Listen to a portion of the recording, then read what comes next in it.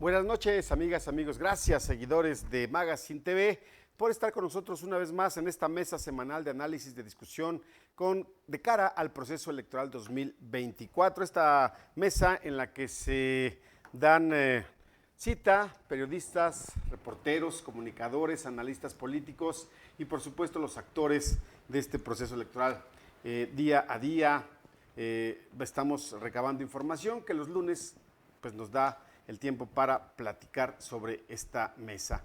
Hoy, desafortunadamente, bueno, pues el diputado Paul Hospital, diputado del PRI, que había quedado de venir, nos llegó, nos manda un mensaje, desafortunadamente ahorita no pudo llegar, ahorita lo vamos a comentar con nuestros compañeros de todos los lunes en esta mesa que se transmite, ya le decía, a través de Magazine TV y andresesteves.mx. Ya estamos transmitiendo, les pido de favor que se comuniquen con nosotros a través del chat, por supuesto, y aquí les vamos a dar seguimiento a sus preguntas y en la medida de lo posible, pues las contestaremos con la información que tenemos. Desafortunadamente, les comentaba, no tuvimos hoy invitado y vamos a tratar un tema muy interesante que tiene que ver con el Partido Revolucionario Institucional y la necesidad que tiene de hacer alianza, porque los números que trae Vicente nos dicen que no le alcanza para nada en Querétaro. Me da gusto saludar, como siempre, a Paulina Rosales. Muchísimas gracias, Pau, por estar con nosotros.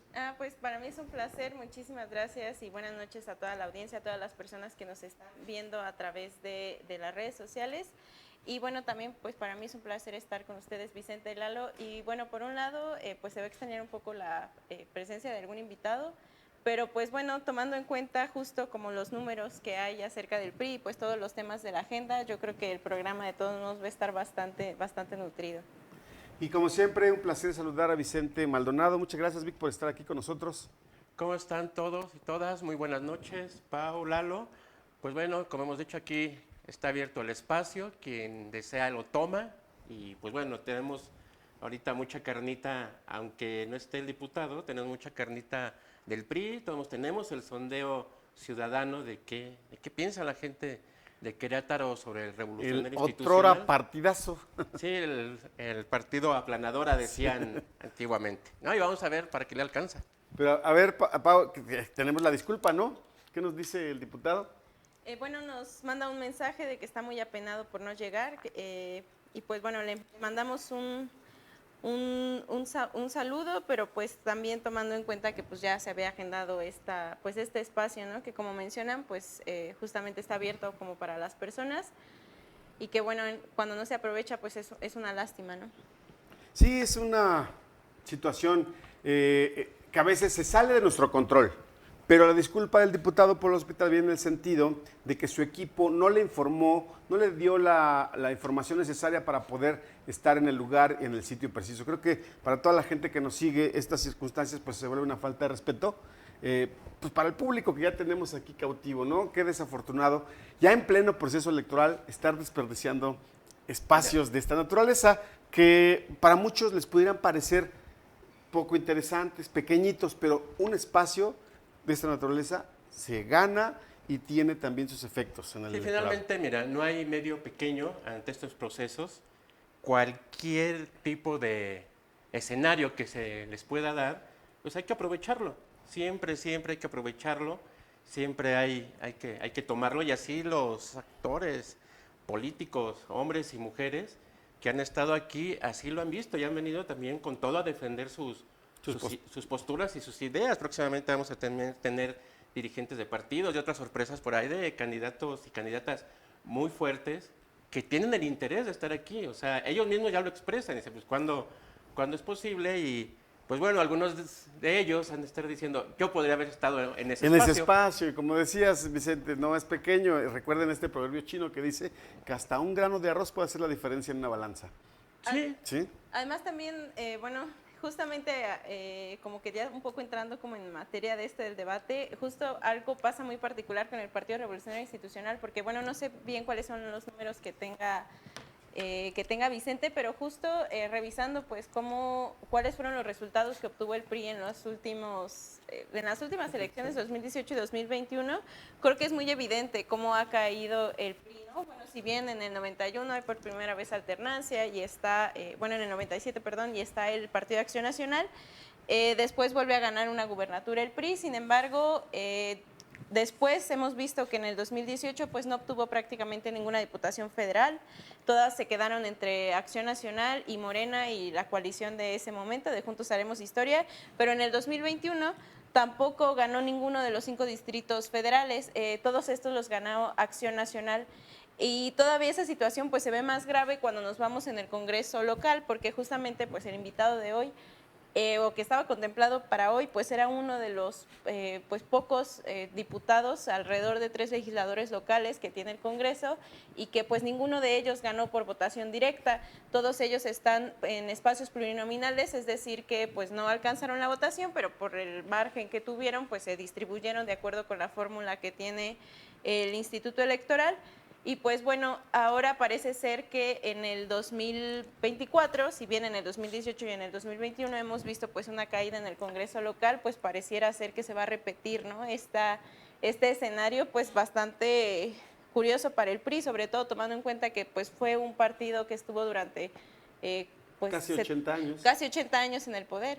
Y considerando lo siguiente, ya hemos tenido aquí a diversos actores políticos de otros partidos, de Acción Nacional, por ejemplo, a quienes en lo local, en el plano estatal, no les interesa para nada hacer una alianza político-electoral. Mira, parece que hay dos narrativas. Una a nivel federal. Sí, claro. Porque a nivel federal es una concertación política, que hay una emergencia, ellos lo consideran así, un peligro de que repita Morena a nivel federal por la supuesta pérdida de derechos de las instituciones. Pero a nivel local, algunas personas del PRI hacen la narrativa de el PAN es soberbio que dice que puede solo. Vamos, no hay una argumentación de necesidad de por qué es importante ir juntos. Y pareciera ser, me hubiera gustado que estar aquí el diputado, pero pues el hubiera no existe. No sé si es una necesidad de llevar un proyecto o de una urgencia para tener cargos de elección popular, digamos de mayoría relativa, directos, y no quedarse en las situaciones plurinominales. Yo entiendo, y todos lo sabemos, ninguna elección es igual, no siempre se pueden tener los mismos números. Pero un ejemplo, en el 2021, Luis Bernardo Nava tuvo el 47.61% de la votación. Eso no quiere decir que quien siga lo va a tener. El PRI, el 15%. El Morena con Arturo Maximiliano, 27%. Aún juntándose el PRI con Morena, no hubieran llegado a eso. Y parece ser, y si siguen las cosas así, Movimiento Ciudadano va a ir creciendo. Y el Verde pues va a seguir creciendo. El PRI, la verdad, aquí no sé, en términos netamente electorales, no sé qué tan útil sea para el PAN, ¿no? Pues ya lo habían comentado aquí tanto ¿cómo Chepo se llama? Sáenz. Chepo Sáenz y también Polo Casillas, que no es muy necesaria efectivamente la alianza o ese trabajo en conjunto entre el PRD, el PRI y el PAN que se está dando en la elección federal. Insisto, en lo local pareciera o todo indica que no habrá tal alianza y que entonces yo no sé un partido como a qué le está apostando al proceso electoral del año siguiente y luego pues haciendo estas cuestiones, no, insisto, no es porque aquí se vaya a definir quién va a ganar o no, pero todos los espacios, como bien lo decía, son interesantes, entonces haciendo estas desaires a los medios de comunicación, pues menos, ¿no? Hay que darle un jaloncito de orejas allá al equipo que no. Mira, yo entiendo que a veces suceden situaciones de momento que no puedes evadir. Sí, pero sí. eso lo teníamos pactado desde hace semanas y se había contemplado incluso en su propia agenda y con el equipo de trabajo con el cual él está llevando a cabo las tareas legislativas. Sí. Entonces, bueno. Y bueno, ahora nada más referente a esto de la alianza, bueno, si bien parece ser que aquí no va a haber, yo la verdad ahí difiero un poco en eso, porque al contrario me parece un poco, bueno, justamente a quien veo como más interesado en este asunto de la alianza es al PRI, y esto lo señalo como por las declaraciones que hizo hace algunas semanas cuando fue el informe del gobernador. Y vino Alito Moreno, sí, donde él mencionaba pues que no iba a ganar el PAN solo, ¿no? Todo que, aquí. Que tenía que justamente ir con el PRI. Sin embargo, pues creo que es un poco evidente que justamente pues sí hay un declive de al menos tanto del PRI y el PRD, pues ya ni siquiera se menciona, ¿no? O sea, está completamente borrado del mapa electoral. Pero en el caso del PRI parece ser que podría ser uno de los más beneficiados de esta alianza, tomando en cuenta que en muchos estados, no solo en Querétaro, pues tiene una pérdida considerable pues de preferencias electorales. Y esto también me hace pensar, no sé si ustedes estuvieron al tanto, pero en agosto lanzó el PRI nacional una campaña que se llama No somos perfectos, pero damos resultados. Y bueno, a mí me pareció muy curioso cuando lo lanzaron porque pues parece hasta un poco de burla, ¿no? O sea, tomando en cuenta como algunos de los hechos emblemáticos que han marcado al priismo, o sea, me refiero, por ejemplo, a casos como en la administración pasada, como la desaparición de los 43 estudiantes de Ayotzinapa, situación que todavía pues sigue sin tener un resultado como contundente, aunque ya ha habido algunas personas detenidas, pero esta situación de los 43 estudiantes desaparecidos es horrible. O sea, como un partido político que encabezó una administración donde hubo pues esta violación horrible de los derechos humanos, que ni siquiera hay palabras para expresar lo horrible que es. No es la única, Pau. O sea, está el 71, está el 68, está Aguas Blancas, está... Si le sigue sumando, son muchísimas, todos esas desafortunadas desapariciones, en su caso y en su momento incluso masacres, ocurrieron cuando el revolucionario institucional gobernaba el país. Sí, y ahora finalmente, digo, y entiendo, nadie somos perfectos, las generaciones van cambiando, pero si se siguen repitiendo los mismos patrones de conducta, es complicado, porque en el dicho se puede decir somos distintos, ya cambiamos, pero si en los hechos se sigue manteniendo ese comportamiento, pues a la gente se le queda esa sensación de que, híjoles, no me terminan de convencer. Bueno, es que era también interesante preguntarle al que tenemos, a la persona que tenemos de invitada, en este caso Polo Hospital, que también fue dirigente estatal, cómo se da todavía el relevo de las dirigencias, que está un tanto oscuro. Él cómo llegó y cómo después entregó el cargo a Abigail, ¿no?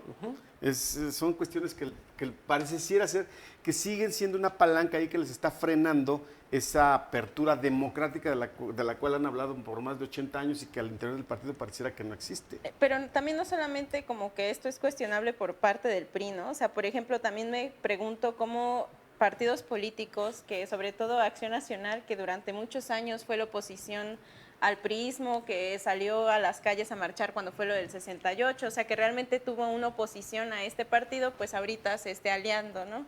Y sobre todo, pues, es como la continuación de este régimen, porque justo si bien comparten esta agenda económica apegada al neoliberalismo, pues a mí lo que me preocupa es que también tuvieran tal vez esta tendencia de seguir como replicando estas como estrategias tal vez de control social, pero a través como de terror, ¿no? Por ejemplo, lo que pasó, o como todas las violaciones a derechos humanos que hubo durante, o que ha existido durante las administraciones priistas, ¿no? Por mencionar esto de la desaparición de los estudiantes. Sí, y volviendo al plano local, Pau, aquí Vicente trae unos datos también muy interesantes de municipios. Ya vimos el primero de Querétaro. Otro que es muy interesante es el de Corregidora.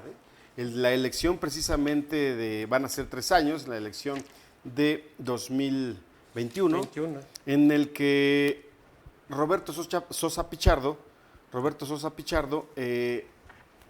gana por segunda ocasión también la presidencia municipal de Corregidora. Y el PRI en ese entonces, encabezado por Héctor González Flores, el Platanito, solamente obtuvo el 6.48% la diferencia de la votación.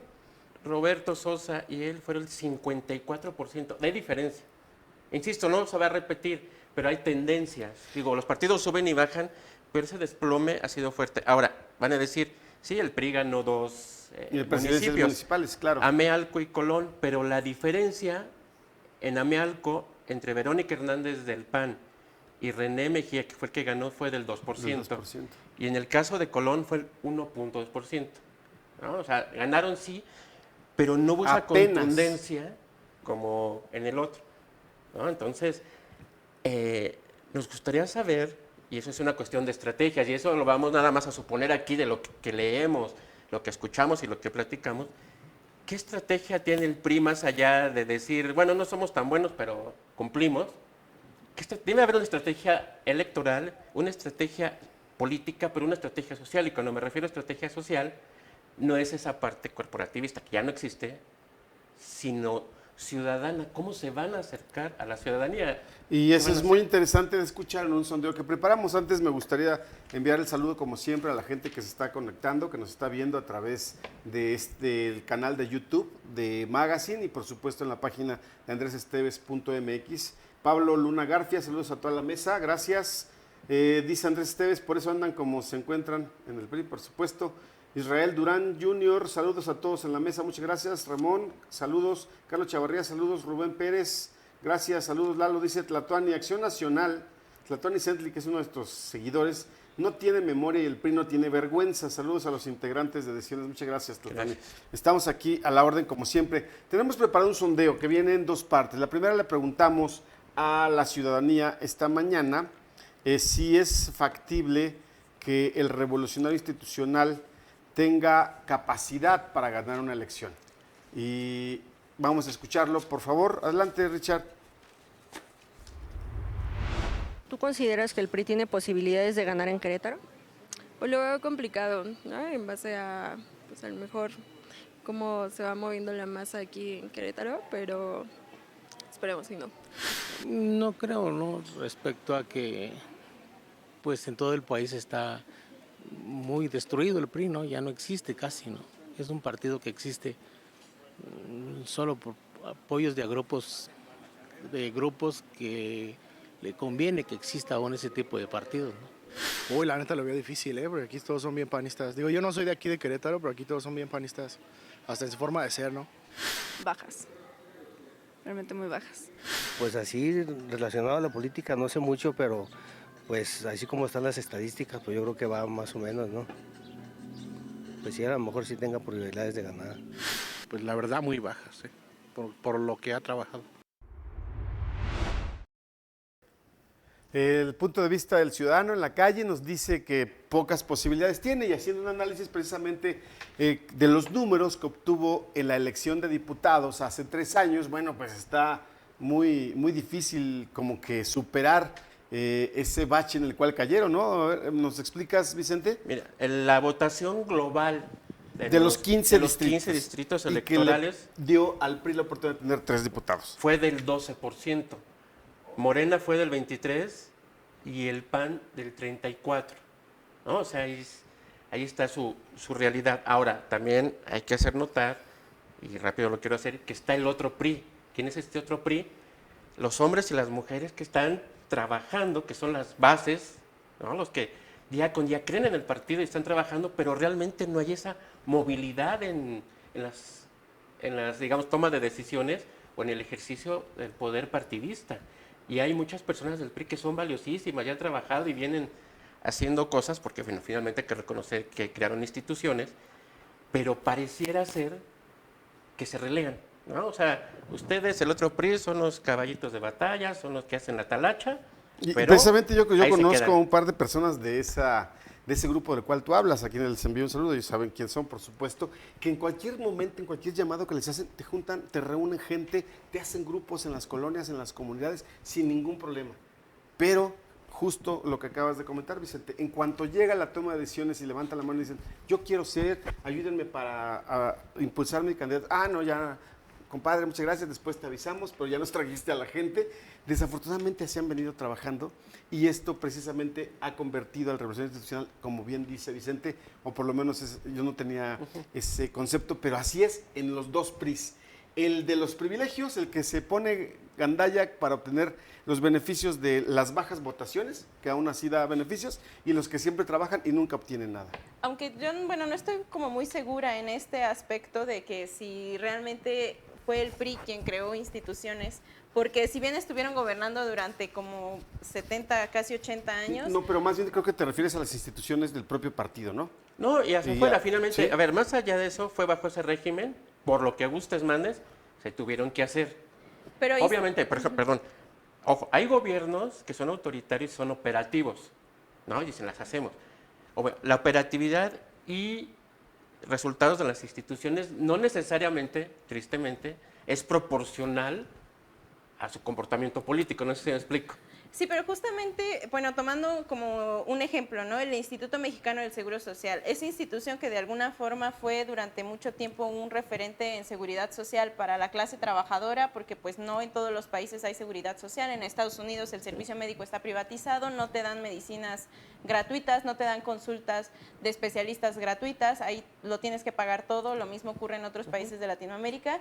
Sin embargo, esas mismas instituciones, el mismo partido que las crea, entre paréntesis, es el mismo que las empieza a desmantelar, porque justo cuando empieza todo estas políticas neoliberales que empiezan con estas administraciones de Salinas, etcétera, justo empieza a darse esta tendencia de privatizar, porque algo que hace el neoliberalismo es privatizar, es justamente empezar a dar como a privados parte del servicio. Si bien todavía el seguro social es como para la población, pues es decir, es gratuito, de acceso público, que tenga una mala prestación en el servicio, que haya empezado a decaer, de que te hagan esperar tanto, o sea, como toda esta prestación del servicio que se esté dando en estas condiciones como un poco como deplorables, es lo que también empieza a dar cabida a las privatizaciones.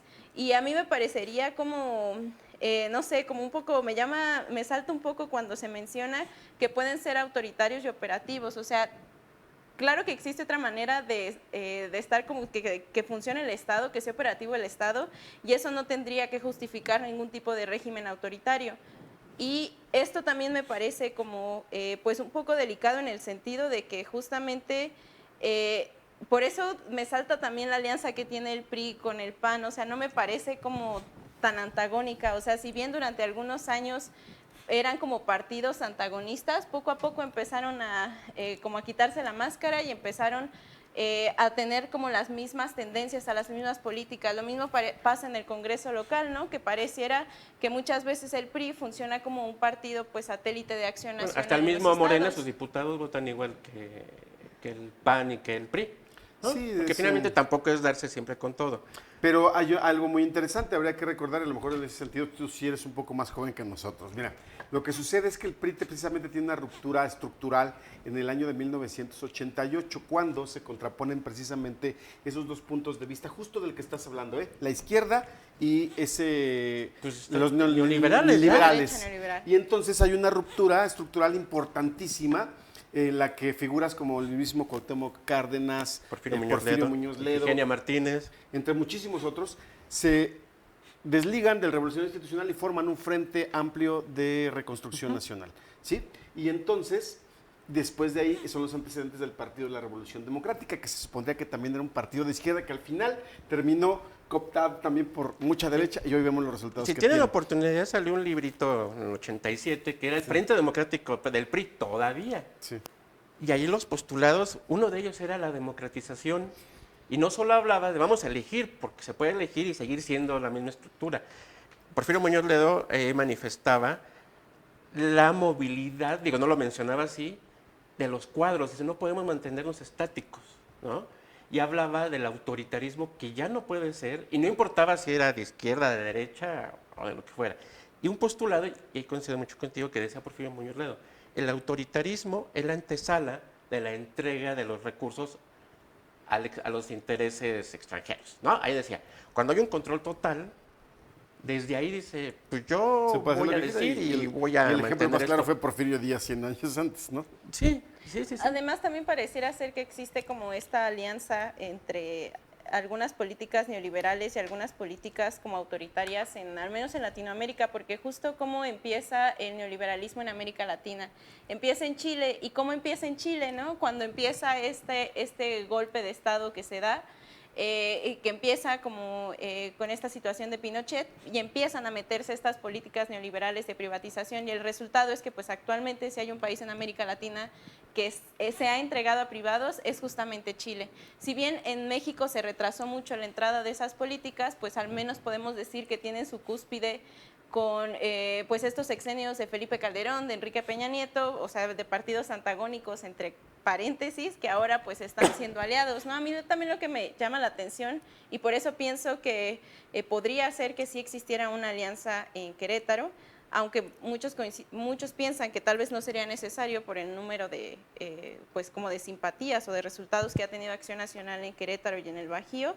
Pero, por ejemplo, lo que dice Xóchitl Gálvez, ¿no? Que ahora es quien encabeza este frente, pues que dice que tiene que ir con el PRI, que la unidad es con el PRI. A mí, la verdad, me llama mucho la atención cuando escucho como panistas que dicen defender pues derechos humanos, pues mencionan que van a ir en alianza con el PRI. Mira, algo que dicen también los panistas y varios de nivel, que preferimos perder solos que perder con el PRI, no sé si me explico.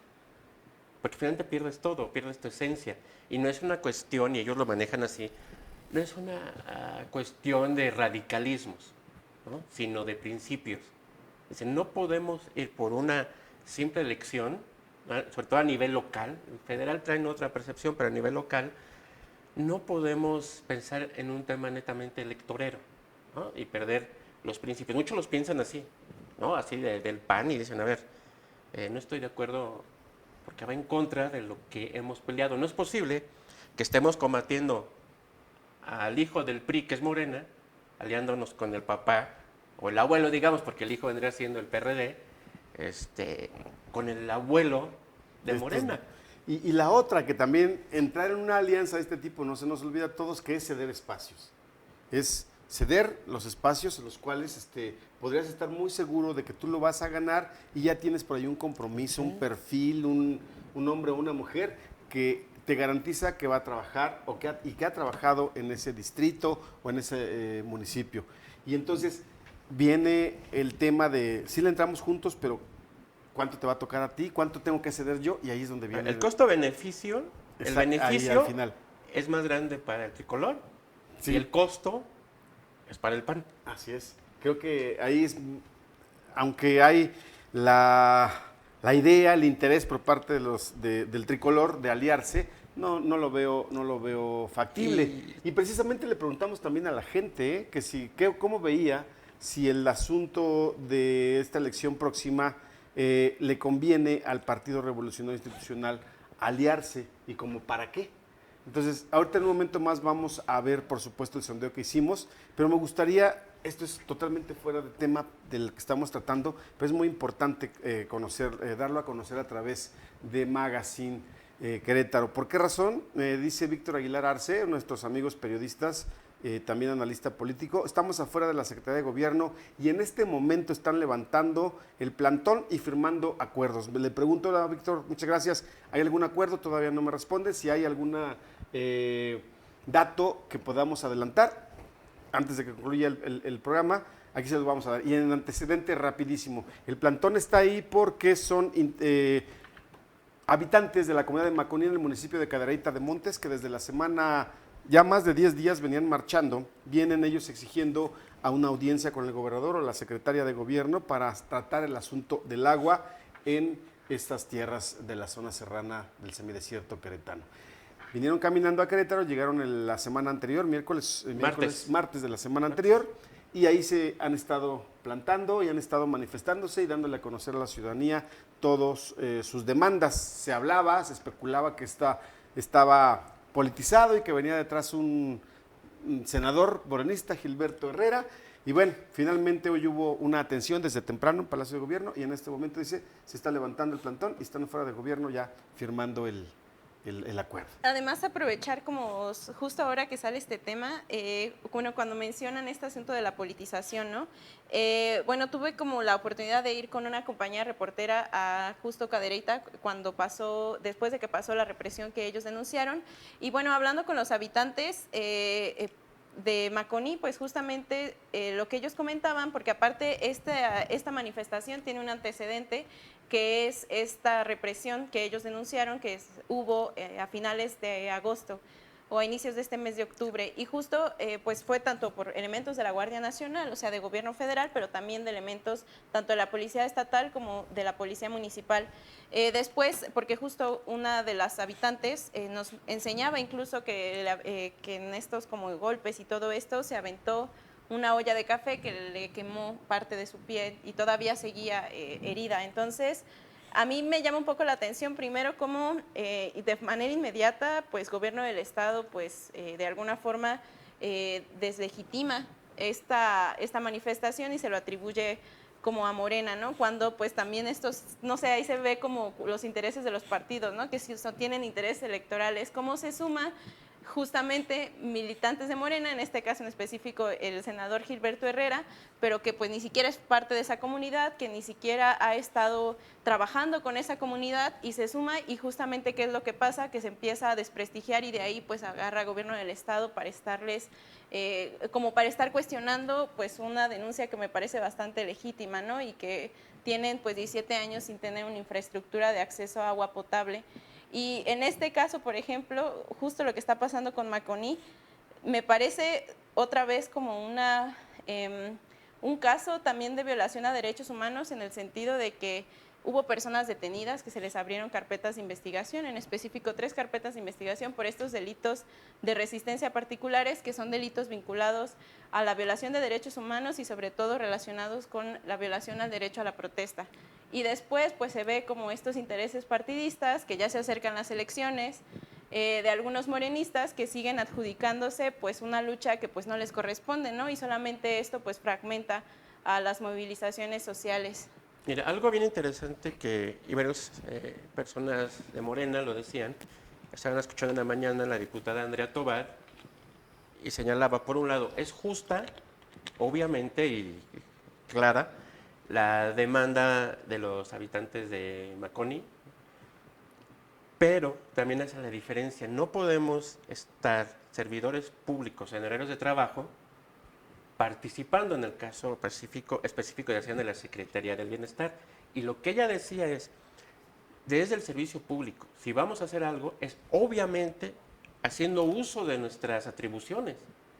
Si como legisladores tienen injerencia en su labor, no solo, dice, ir a manifestarse, sino desde la legislatura hacer algo, hacerlo. Dice, ¿qué está haciendo desde el Senado, ¿no? Herrera, el senador Gilberto Herrera, para apoyar en el tema? Ahora, quien quiera participar, pues fuera del horario de trabajo, dice, no podemos estar haciendo lo mismo de lo que nos quejamos en décadas pasadas, de coaccionar. Y obviamente todo esto que ensucia una demanda social, quita los reflectores y en vez de ayudarlos, Sí los perjudica, porque ahí los tuvieron casi una semana esperando atención.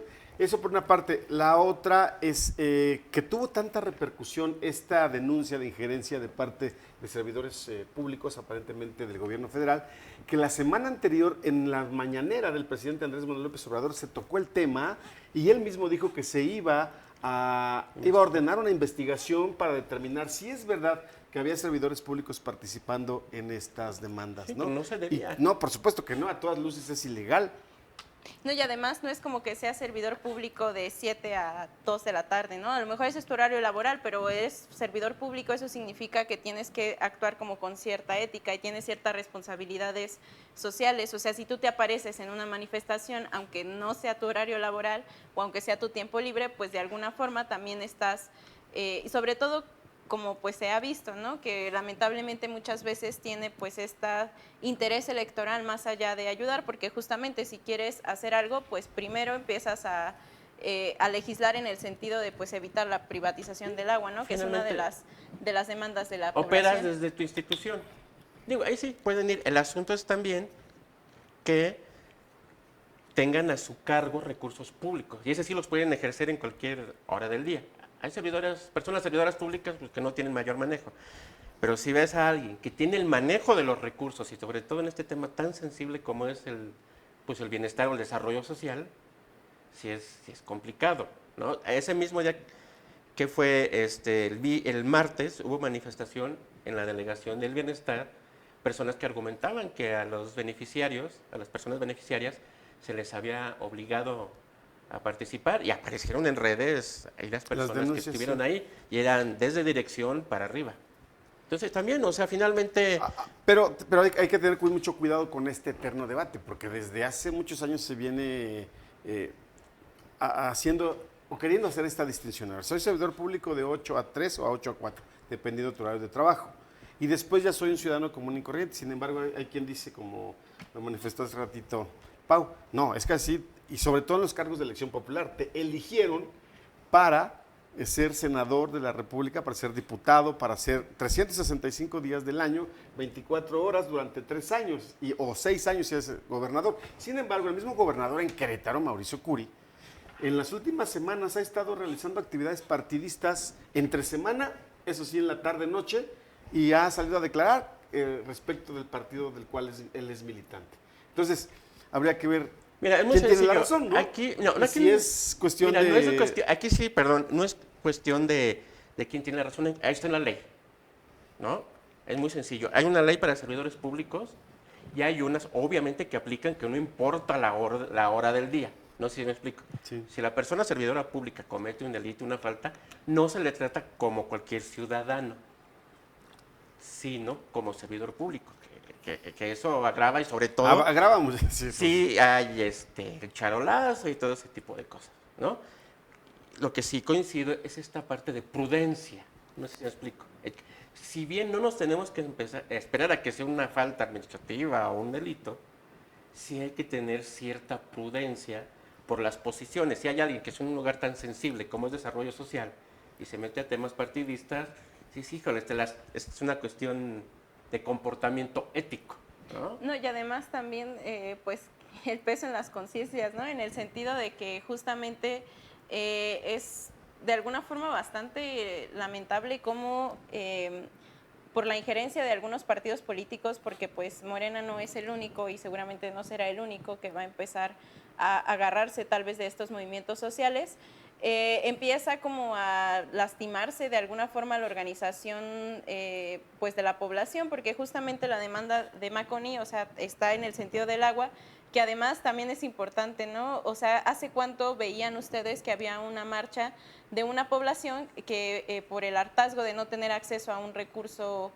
como el agua, un recurso que pues necesitas a diario para vivir, tiene que decidir hacer una marcha durante tantos días caminando? O sea, ¿qué necesidad tiene la población de hacer eso, no? Y eso también habla de que pues va a empezar a tener un costo, pues como desarrollo industrial tal vez que está teniendo el Estado, pero justo en el sentido de que, bueno, pues siguen sin tener agua, ¿no? O sea, se quiere intentar hacer este acueducto 3, o ya se va a realizar el acueducto 3, y este problema está por el acueducto 2, o sea, ¿qué otros problemas va a tener a cuántas poblaciones? Y tengo entendido que el problema también está en que se hicieron compromisos desde la administración de Francisco Garrido y que pues hasta el momento pues no se han cumplido, ¿no? O se han cumplido como de manera muy parcial.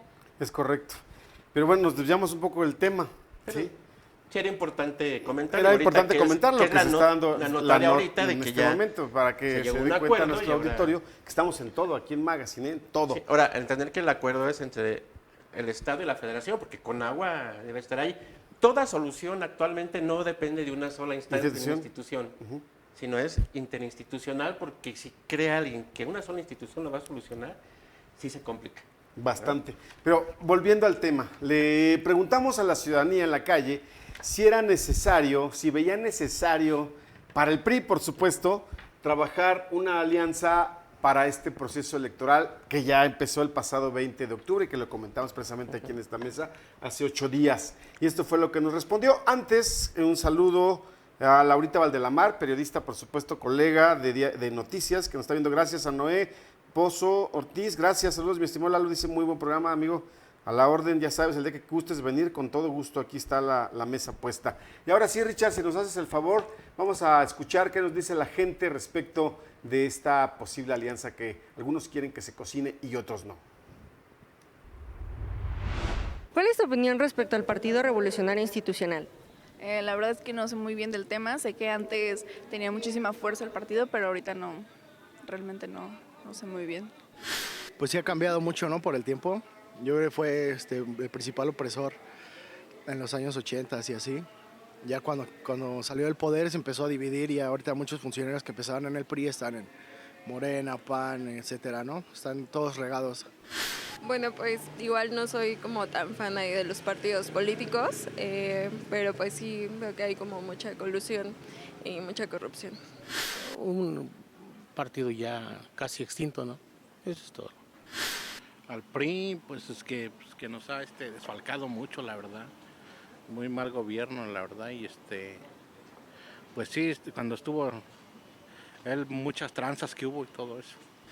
Pues no tengo mucha noción así del PRI, pero pues ya he visto algunas cosas que pues sí han hecho bien y otras mal, pero pues ahí va y ahí vamos sobre la marcha.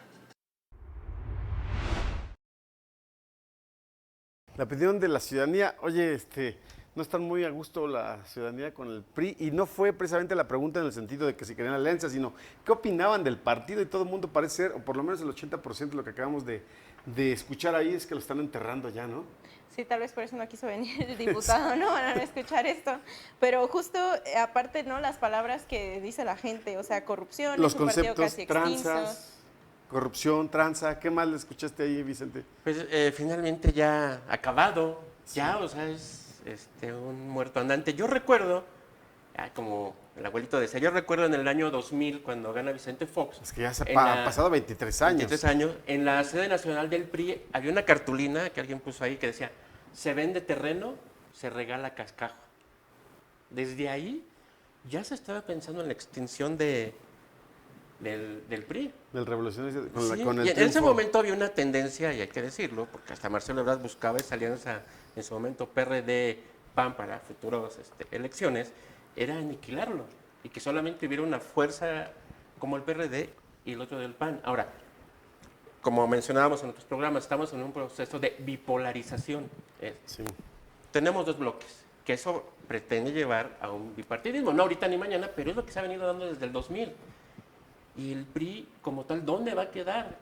Y lo que yo supongo, pues que se va a tener que terminar yendo a Morena y priistas al PAN. O sea, no van a ser la alianza del PRI como institución, sino la alianza de los priistas.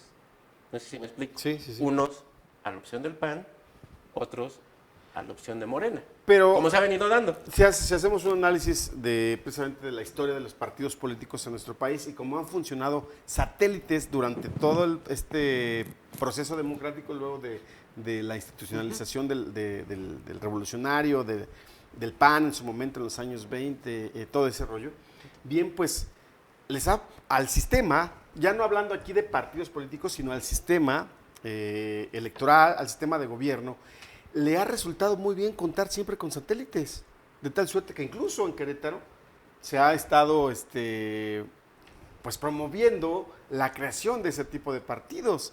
Ya tuvimos uno que recién desapareció, que tiene representación también en la Cámara de Diputados local, Querétaro Independiente, y pues hubo todos los recursos y todo el apoyo institucional para que volviera a surgir un partido político independiente como satélite, por supuesto, del que gobierna en Querétaro. Yo no creo que en lo próximo, para cerrar mi punto de vista, haya solamente dos partidos políticos. Siempre se va a estar apostando sistemáticamente a que existan más partiditos ahí, aunque sean subsistiendo y regalándoles votos y dándoles alianzas para que permanezcan ahí, porque precisamente la pulverización del voto es lo que mantiene muchas veces esa hegemonía de un solo grupo, ¿no?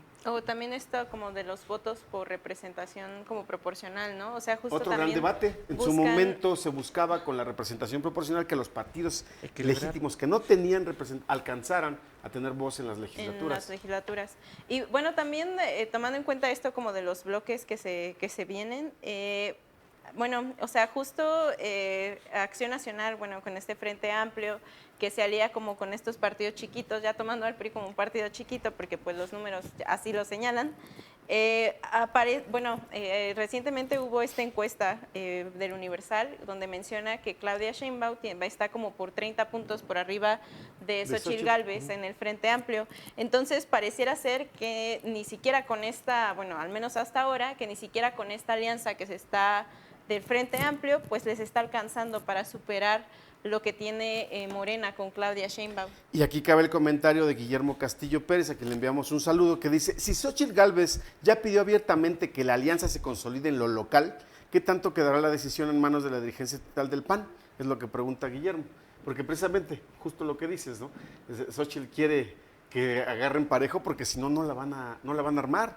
Y a mí me llama mucho la atención que se hablaba mucho en Querétaro cuando se estaban eligiendo a la precandidata, vamos a llamarlo de esta manera, del PAN en ese momento, que Querétaro, Guanajuato eran de los estados que habían tenido mayor participación en este ejercicio que ellos determinaron para elegir a su candidato.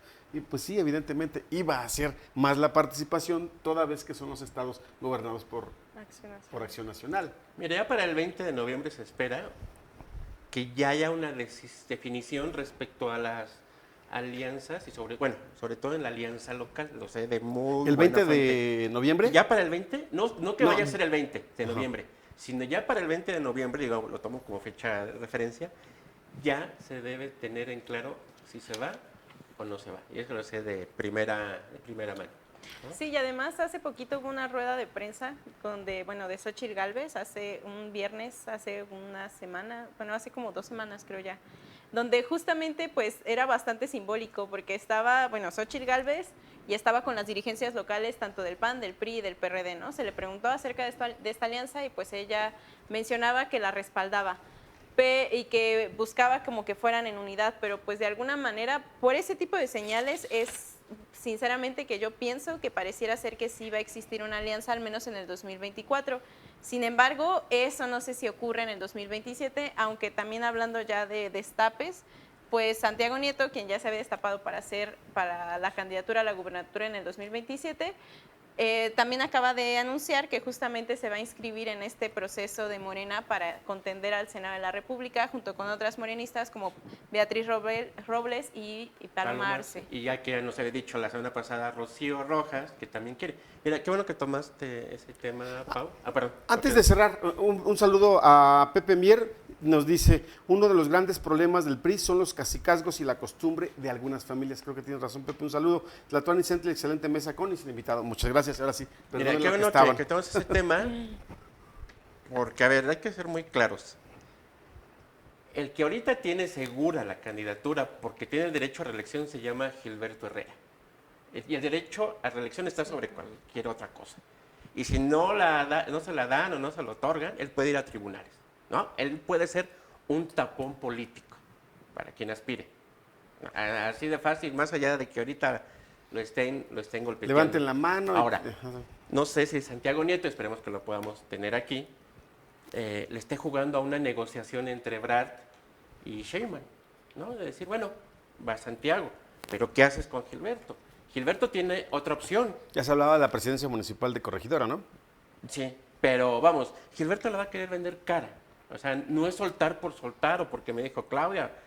Él sabe lo que trae y hasta dónde puede estirar la liga, ¿no? No, y además, pues Santiago Nieto es, de alguna forma, cuando estuvo en la Unidad de Inteligencia Financiera, pues adquirió como mucho reflector nacional, ¿no? O sea, podría ser como una candidatura un poco más fuerte que Gilberto Herrera, que se ha mantenido solo en el Estado. No, sí, yo ahorita estoy hablando, sí, tienes toda la razón, de esta parte interna, ¿no? Porque eso, y luego lo legal, en el sentido de la paridad de género. Sí, ahora, en cuestión de paridad, a fuerza de ver hombre, mujer, para explicar. ¿Pero en qué orden? Eso van a ser, en tómbola, recuerdas que lo mencionaba Rocío, que se van a elegir al hombre y a la mujer que van a ir. ¿Por qué es importante quién encabeza la fórmula? Eso es bien importante por lo que sigue. Las senadurías son por fórmulas, hombre, mujer. Voy a poner el ejemplo del 18, PAN, Mauricio Curi y su suplente Alfredo Botello. Guadalupe Murguía y su suplente Estrella Rojas, ¿no? Van juntos en esa fórmula. Ganaron la mayoría esa fórmula. ¿Qué sucede? Entran los dos. Morena tenía de cabeza a Gilberto Herrera y su suplente JJ Jiménez y estaba Celia Maya. Allí iba encabezando Gilberto y quedó en primera minoría, en segundo lugar. En ese caso, solo entra quien encabeza. ¿Qué sucede si el año que entra se invierte? Que sea mujer quien encabeza la fórmula del PAN. ¿La ganadora? Y en Morena sea la mujer que encabeza y el segundo hombre, digamos Santiago Nieto, poniéndole nombre. Si Morena queda igual en segundo lugar, quien entraría es la mujer, no ni Santiago Nieto, ni Gilberto Herrera, ni Ricardo Astudillo que quiere. Sí, claro, porque también tengo entendido que tiene que haber alternancia en el sentido de que si en la elección pasada fue un hombre, ahora tendría que ser mujer la que encabece, ¿no? En ese caso sí es bien importante, no para quien gana la fórmula, porque entran los dos, sino la primera minoría, quien encabeza. Por eso va a haber un buen pleito, una de máscara contra cabellera al interior de Morena por estas Por eso se candidaturas. hablaba de Sí. esta, y Rocío Rojas nos comentaba, la consejera, que iba a hacer pues sorteo, a ver, la tómbola, ¿no? Sí. ¿Quién encabeza? La elección de las hombre y mujer en la candidatura se iba a hacer por negociación y jaloneo y lo que tenga que ser.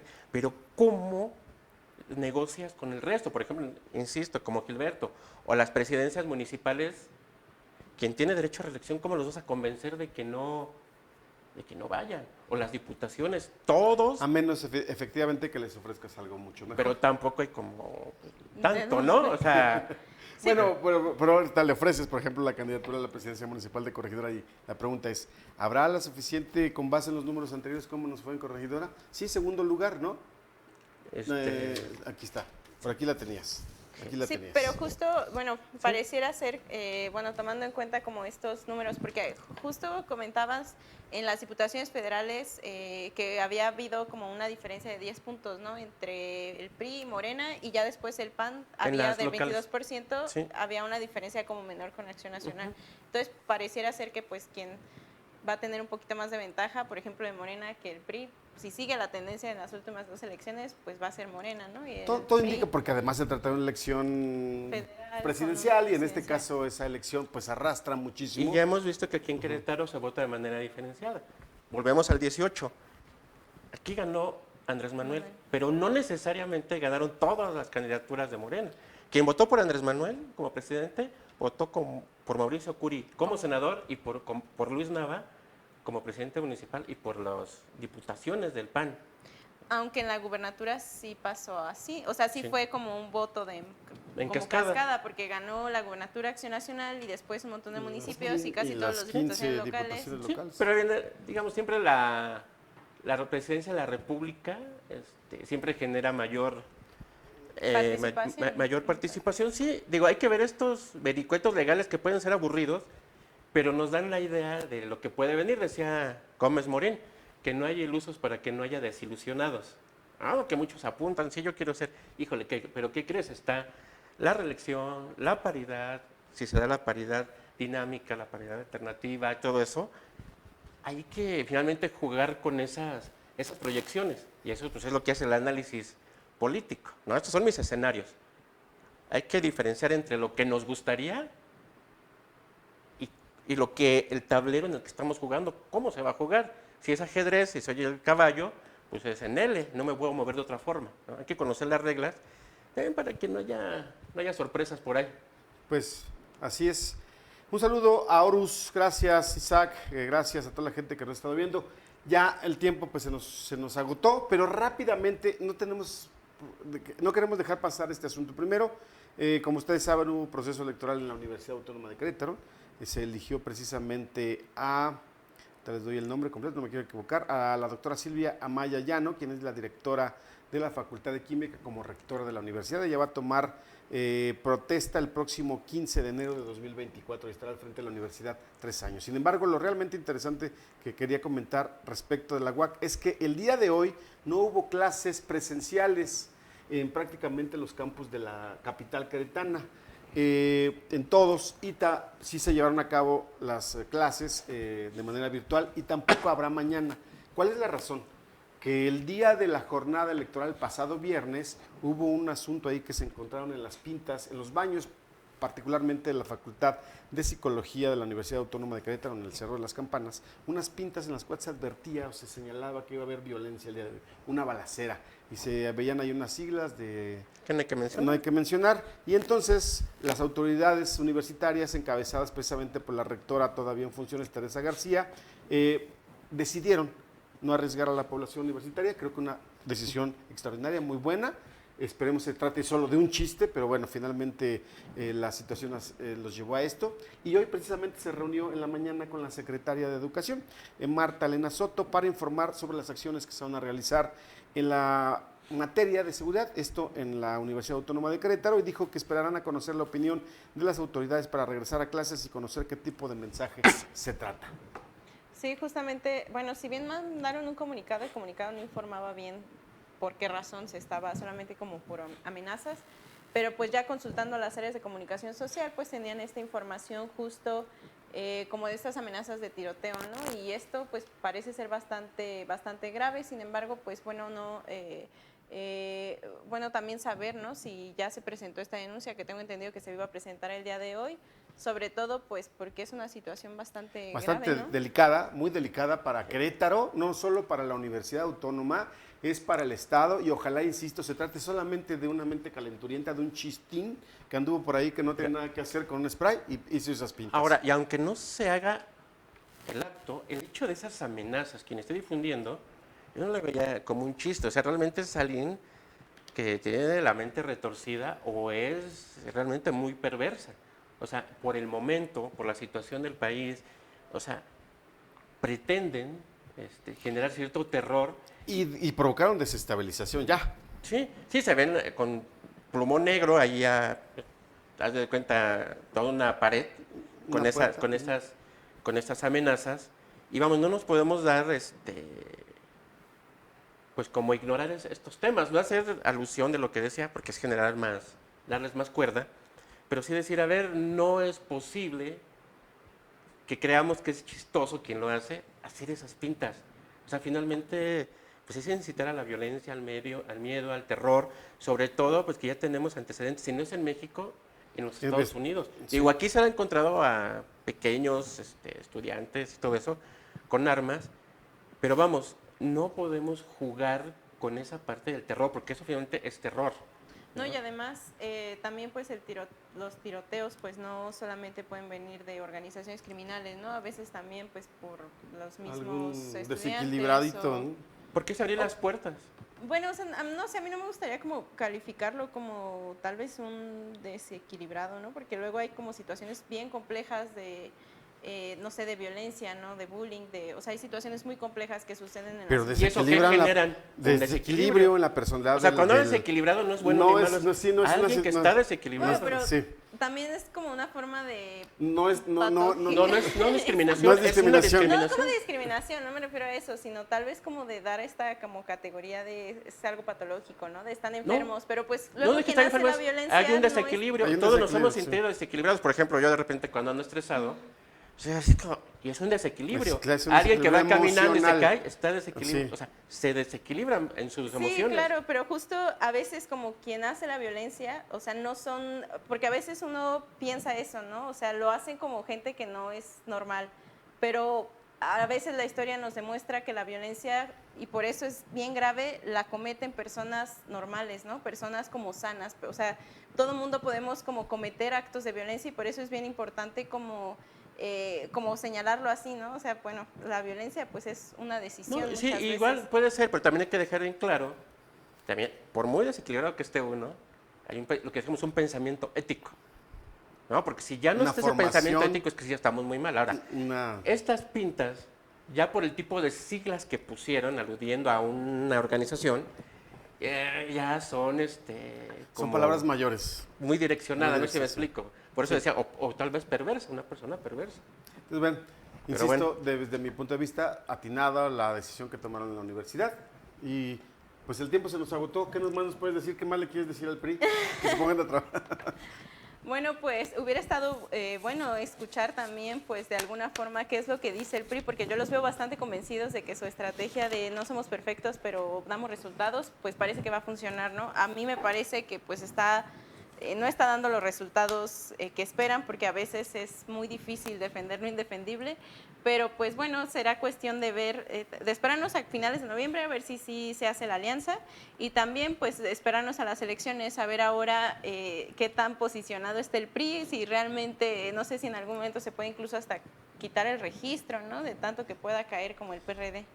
Pues bueno, muchas gracias. Agradezco personalmente al diputado Paul Hospital que nos dio la oportunidad de ver la imagen de lo que el priismo representa o la indiferencia que pueda tener hacia ciertos escenarios. Y lo digo con todo respeto porque aquí nos gusta escuchar y debatir las ideas con todas las personas que se dedican a esto y pues bueno, así queda el antecedente y espero que de verdad el trato no sea así con todos los actores políticos, sociales o vecinales para esta campaña. Digamos, falta que salga en una campaña que diga, ya les fallamos, pero nunca más les volveremos a fallar, ¿no? Bien, pues gracias Pau, gracias Vicente, nos estamos viendo en la siguiente emisión de Decisión 2024, que será el próximo lunes en punto de las 7 a través de los canales de Magazine en YouTube y por supuesto en Facebook y en la página andresesteves.mx. Gracias a toda la gente que interactuó con nosotros, un saludo, que pasen una excelente semana.